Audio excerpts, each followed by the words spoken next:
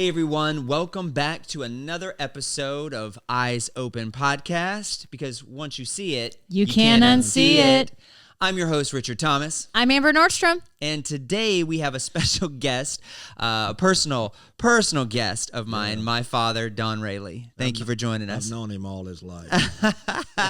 Now listen, the reason why I brought my dad on is because today we are going to talk about Trump's top cabinet picks for the incoming presidency in 2025.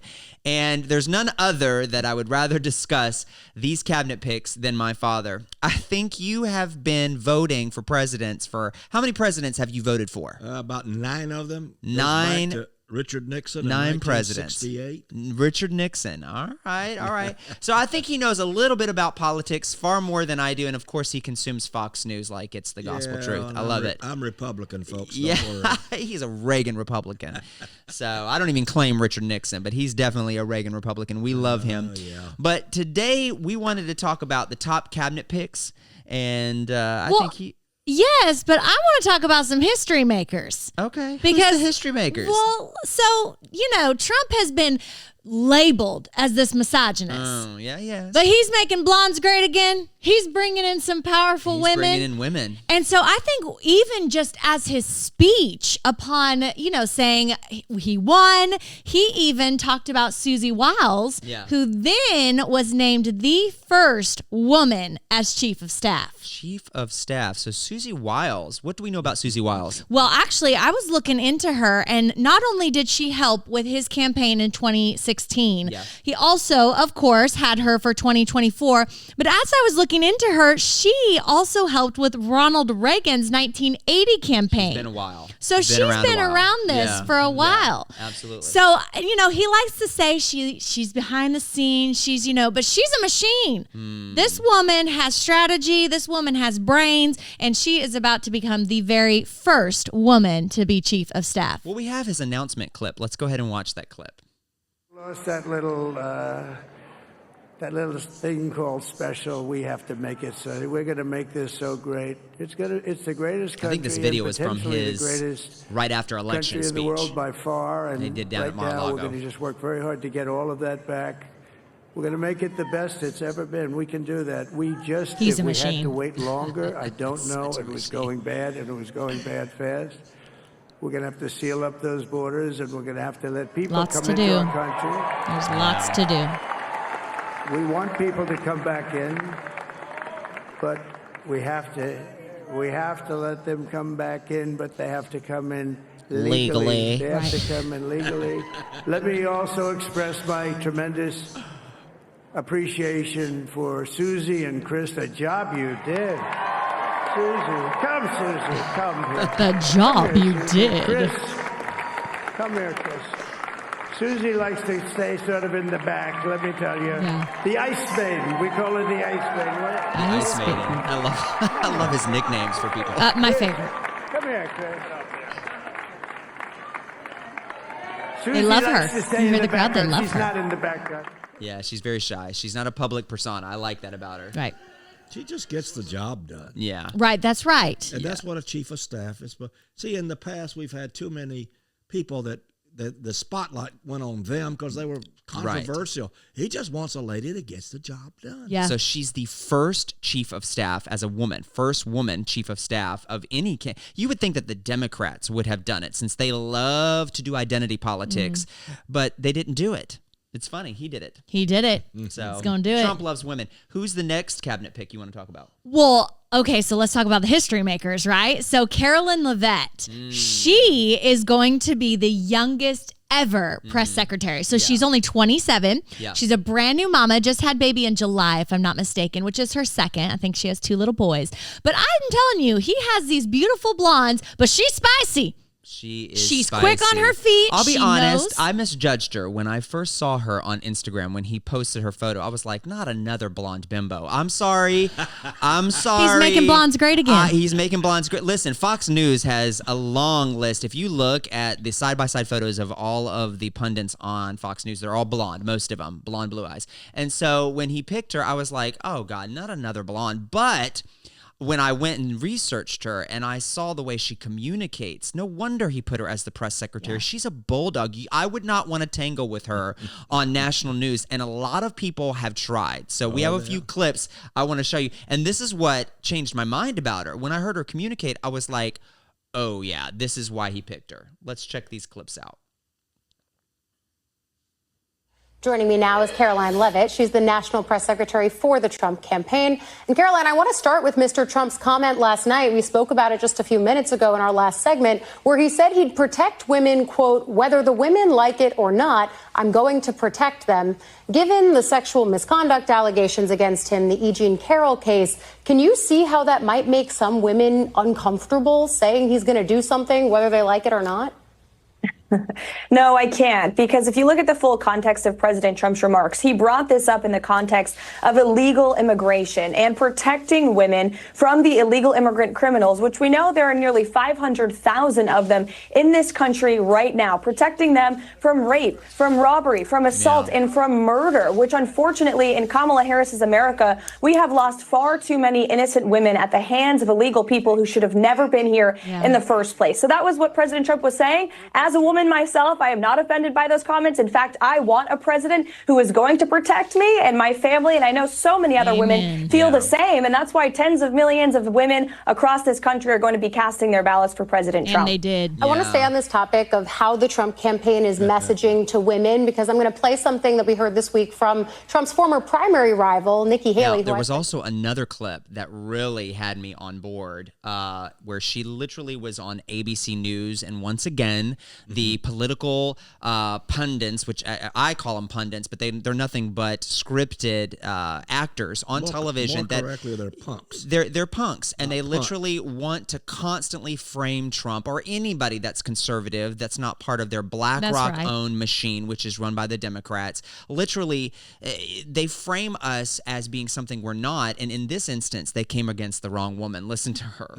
You want to talk about violence against political opponents? Let's talk about the fact that Democrats have been labeling President Trump a threat to democracy for the better half of 10 years. Let's talk about how they have compared him to Hitler, one of the worst mass murderers in the history of the world, and that Kamala Harris and Joe Biden weaponized the court system and the justice system in this country against Donald Trump in an attempt to imprison him. He sat through a courthouse for 7 weeks this past year, and the Democrats were hoping he would go to jail for it. That is real political violence that has led to two heinous assassination attempts on President Trump's life, that by the grace of God, he was able to escape, and he is here with us today. So yes, President Trump knows a little bit about political violence because he's experienced it himself. And talking about the tragic realities of war that Liz Cheney and her father, Dick Cheney, have got this country into is not political violence. It's talking about the reality of the foreign conflicts that the Washington, D.C. establishment have sold out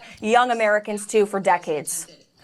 Yet, of course, after those attempted assassination attempts on the former president's life, she's even stuttering. His opponents reached out to him and said they do not accept political violence. That has been a key difference. I do want to play you. No, please. His opponents are saying to this very day the same rhetoric that led to those two assassination attempts. The second attempted assassin on President Trump's life echoed the sentiment that President Trump is a threat to democracy. And if you're a deranged lunatic and you're mentally ill, you will believe that lie. And yes, you will take political violence, like we have seen in two instances against President Trump. Last week, Tim Walz and Kamala Harris said that everyone who showed up to President Trump's rally at Madison Square Garden was a Nazi. Who does that? That's despicable, dangerous, divisive rhetoric that is spewed by the Democrat Party every single day. And I'm so sick and tired of the media pointing the finger at Donald Trump and saying that he is sowing division in this country. He is not. The media is for pushing hoaxes like the one that you all pushed today, and the Democrat Party is for pushing lies about him. But the good news is Americans don't buy it. And that's why today in 2024, President Trump is more popular than he has been since 2016, because people don't trust the media and they're not buying the Harris campaign's closing argument that he's some great threat to our democracy, because they lived under him for 4 years. She just said the media is dead or something to that. And I'm telling you, like, not only is that true, but she started just, on TV, Newsmax, if I'm not mistaken. He pointed her out at a rally and said, "You are something." And then they got connected. She came to work for him. And so it just goes to show that, like, if you're somebody who sticks for the truth and speaks out, you are the news now. We are the news now. We are the news now. It's not the media. They're dead. Yeah. And the fact that the president has made it clear it's his agenda. Yeah. It's his game. He's in charge. And he only wants people in his circle that are loyal to his agenda for America. Which is the American First agenda. We don't need the political machine involved. Yeah. He picks his people. Yeah. And we have to confirm those folks. Come on, Senate. You're, Republican majority. They gotta come through on this. They can't balk at all. No. Well, give the president he's his actually agenda. pushing the senators, and I think he's got Mike, which is the Speaker of the House, in his back pocket, because the other day a discombobulated Mitch McConnell, who is literally, doctors have said that he has late stages Alzheimer's. Yeah. He and Joe need to go to the home together. He could barely communicate. In fact, his handlers, the people that kind of bring him from place to place, they were like, "Come on, Mitch, let's go off stage," because in the middle of his speech, he literally stopped talking and stared off into space. And doctors have already said that he's got it. And that's why he's stepping down. He's no longer going to be in Senate. And so goodbye, Mitch. This is why we need term limits. This is why Trump is pushing for term limits. And he's going to make sure that the senators, since we have 53 senators now in the Senate and we have majority in the House, they're going to push for term limits. This is why people like Nancy Pelosi, people like Chuck Schumer, who have been in Senate and in House for the long term, we no longer need career politicians where these are not life seats when they come in. They should be voted in and they should step down appropriately. And this is why he is pushing not only for term limits, but he's going to push for recess. Every single president has had recess appointments, and Mitch McConnell went with his handlers to the podium saying there will be no recess appointments for Trump. Well, I beg to differ, because Mike is now pushing with the Senate majority to get these recess appointments so that they don't have to sit on the auction block, basically, with the senators, and so that we can push forth the cabinet members and the American First agenda. I want to say something. I'm a senior citizen myself. I know I don't look it. Thank you very much. You look good. But you see, here's the point. We're not making fun of Mitch McConnell's and Joe Biden's issues. No. I think it is a tragedy when we parade politicians out who have physical and emotional and perhaps mental issues. Right. I work in hospice. I am not making fun of dementia, Alzheimer, and all those. That is the cruelest thing that ever happened to a family. We're not making fun of Mitch McConnell. We're not making fun. Don't come across that we're making fun of Joe's issues. But they have no business being in power. Paraded in public. That's right. It's an embarrassment. Unfit. I call it elder abuse. It is. Shame on you, Jill Biden. It is. You paraded your husband out and you knew he had issues. And yet you kept telling us, he's okay. He's as sharp as a tack. Well, that was the Democratic lie. I am sorry. It's a shame. Joe, you need to step aside. He is, thank God. And Mitch, not only are you not going to be the speaker, the Senator, the president, or you need to go home to Kentucky and enjoy your retirement. Okay? Yeah. And term limits has to be. Folks, the only people with lifetime appointments are Supreme Court justices. And even I think they should have term limits, because Ruth Ginsburg, she was declining in health fast, and they kept her on the seat. We couldn't even find her for a minute. See, it's all political. They're trying now to railroad. They would love to railroad some of the justices out so Joe could put another lame-brain liberal left wing. Yeah. And no. It's all a political game, and it's all about control. See, they have controlled Mitch McConnell, and they've controlled Joe Biden, and so it's all about this deep state claw that's got on the neck of all these different politicians, both Republican and Democratic alike. And it's like they want them to stay in as long as they can because they have their vote in the House and Senate and on the Supreme Court. And it's time for them to step down. Tell me again why they go in ordinary citizens and come out millionaires. Yeah. Go figure. They got stuff in their pockets. Exactly. And listen, when our founding fathers started this country, my good buddy, friend of mine across the street, neighbor George Washington. It's a joke. They didn't have a life expectancy until the 90s. No, because they were in the middle of wars. Well, life expectancy in 1776, if you made it to 60 or 70. Right. So they didn't worry about term limits in that respect. Right. Yeah. They wanted representatives of the people. Of the people. And if you look at the early history of America, none of those people lasted long. None of them served long. Right. They put term limits on presidents. The last one to go beyond 2 was Franklin Delano Roosevelt, right, who was elected the third time. He had great physical issues. Had polio. Yeah, he did. Had issues. Yep. And yet, after that, they discovered 2 terms for the president. But yet they didn't put term limits on the others. They have 6-year term for a senator first time out, and they just kept going and going and going. Unbelievable. Why is it the House of Representatives has to be elected every 2 years? Yeah. Really? Yeah. Well, it's exhausting. I really don't believe people like Nancy Pelosi or Maxine Waters or Chuck Schumer.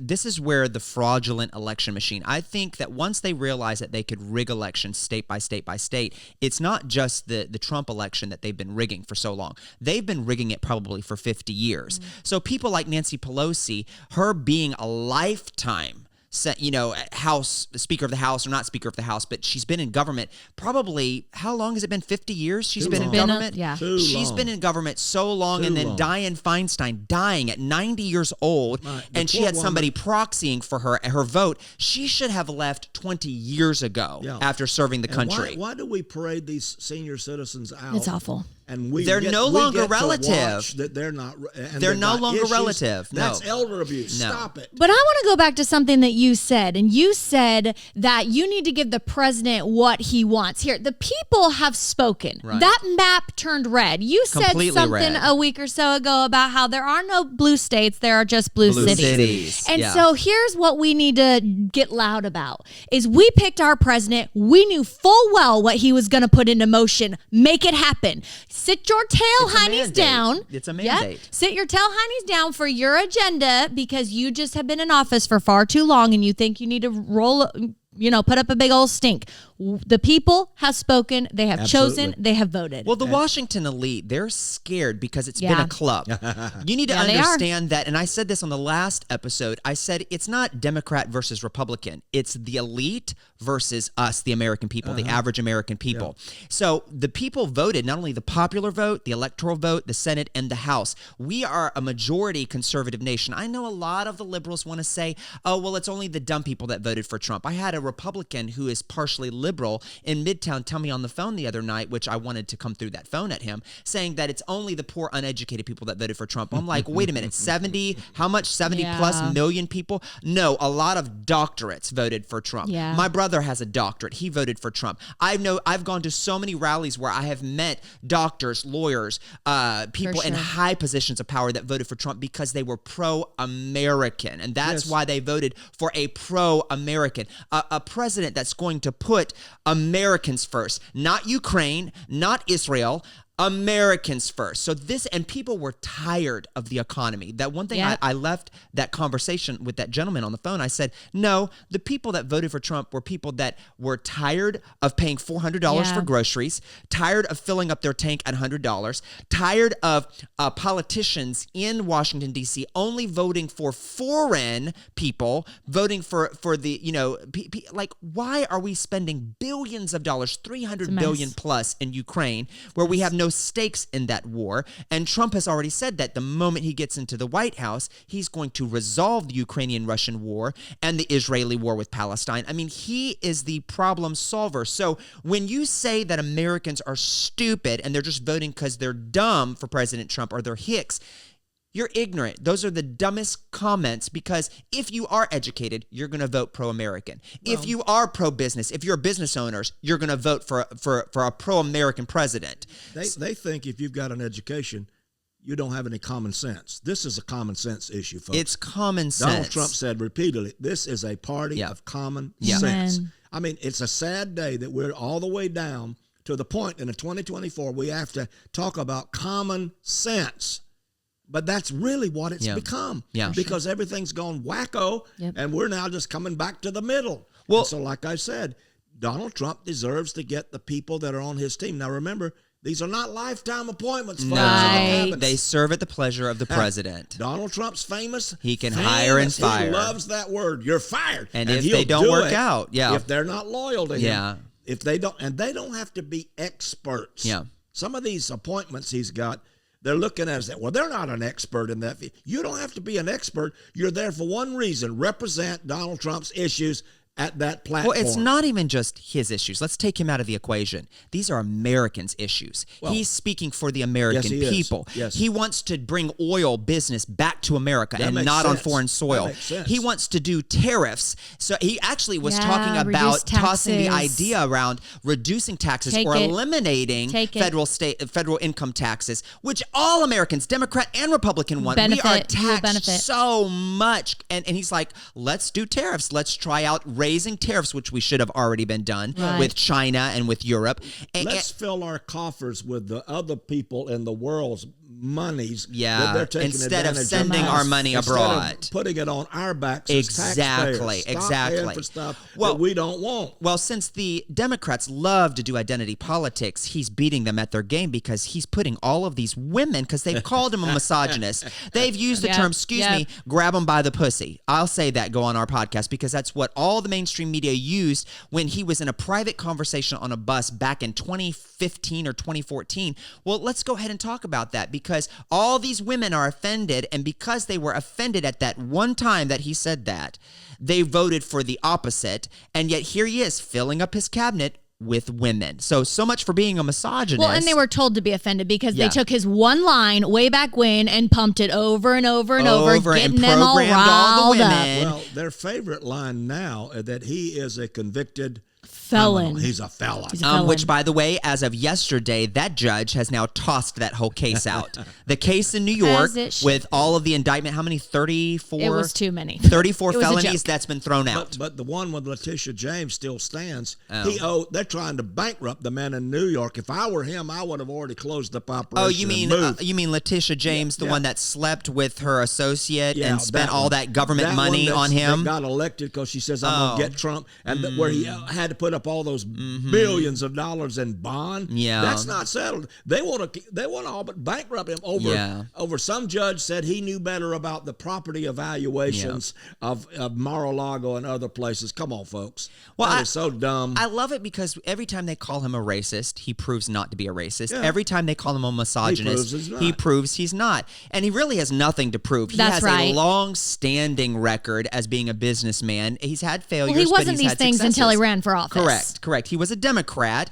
In fact, I'll go ahead and say this. Bill and Hillary went to him and Melania's wedding. So he's been a lifelong Democrat, a blue-collar type Democrat, even though he's not blue-collar. He was a part of the Democratic Party that used to be common sense. Blue-collar common sense for the working class. Hey, guys, Democrats, look in the mirror. You've left your own You're base. Elitist. You are to blame for losing this election because you went in left field and left us out as common people. They pushed Kamala Harris, who was an unqualified. She had the lowest rating in the 2019 midterms, or not midterms, but their elections. She ran against 1%. She was the least popular candidate, but because she was a woman and she was an Indian woman, a woman of color, even though she said she was a black woman, this round. It's crazy that they pushed her. She wasn't qualified. She couldn't even speak. When they interviewed her and they pressed her on major issues as a presidential candidate, she couldn't answer the question.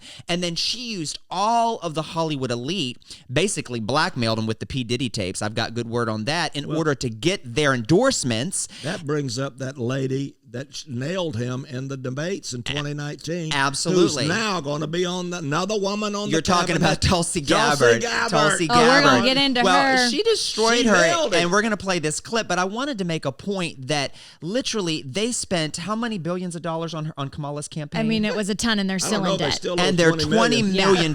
She went $20 million over Trump, budget. don't bail her out. Don't bail her out. Don't bail her out. But literally $20 million, and now all of her donors are angry. Now, where did that money go? Well, she spent $2 million on Beyonce's endorsement. She spent $1 million. She paid Oprah. She paid $1 million to Oprah. She paid $1 million to Bono. She paid all these celebrities to give their endorsement, and Trump paid $0 for any of the endorsements. He didn't need to pay people to endorse him. He's got common sense. I mean, he had Joe Rogan came out, and Elon the Trump Musk. dance is showing up everywhere, y'all. Everywhere. It's showing up everywhere. Everyone's trying to figure out, can we find them for doing the Trump dance? Oh, Literally. Don't you dare. So he didn't have to pay Joe Rogan to be on a 3-hour podcast that gave him 43 million views. He got Dr. Phil to endorse him. He got the endorsement of 20 major army generals. He got the endorsement of the police union. He got the endorsement of border security. He got the endorsement from European governments. And I'm just like, he didn't have to pay a dime for that. So who really is running the correct political campaign? If you have to buy votes, it tells the story. If you have to buy votes, you tell the story. And he won the popular vote. But back to Tulsi Gabbard. What do we know about her? Well, first of all, and I was going to touch on this, I love that not only is he not buying and paying for people, he's straight up turning Democrats into his cabinet members, y'all. Look, RFK, Democrat. Tulsi Elon Musk, Gabbard. Democrat. Tulsi Gabbard, Democrat. Vivek's borderline Democrat. I mean, he himself is a Democrat. But these are people who have common sense, love America, and have realized and they're that sick of the Democratic Party. Don't identify as a current Democrat. And so, oh my goodness, y'all, we can tap on into that on the next episode. But before we leave, I've got to play this clip of Tulsi Gabbard. Tulsi nail Kamala. Listen, I would have voted for her even as a Democratic candidate, because if she would have been a Democrat female president candidate, she would have had my vote. Because this woman she fought in the army. She's a veteran of the United States Army military. And when she sat on that debate stage running for president against Kamala Harris, who was the least popular candidate, she destroyed her. Let's play this clip. Go ahead. What's your response? I want to bring the conversation back to the broken criminal justice system that is disproportionately negatively impacting black and brown people all across this country today.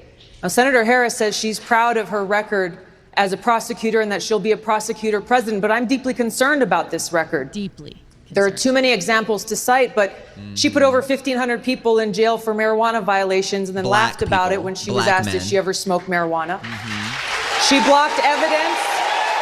She blocked evidence that would have freed an innocent man from death row until the courts forced her to do so. She kept people in prison beyond their sentences to use them as cheap labor for the state of California. And she fought to keep cash bail system in place that impacts poor people in the worst kind of way. Thank you, Congresswoman. Senator Harris, your response?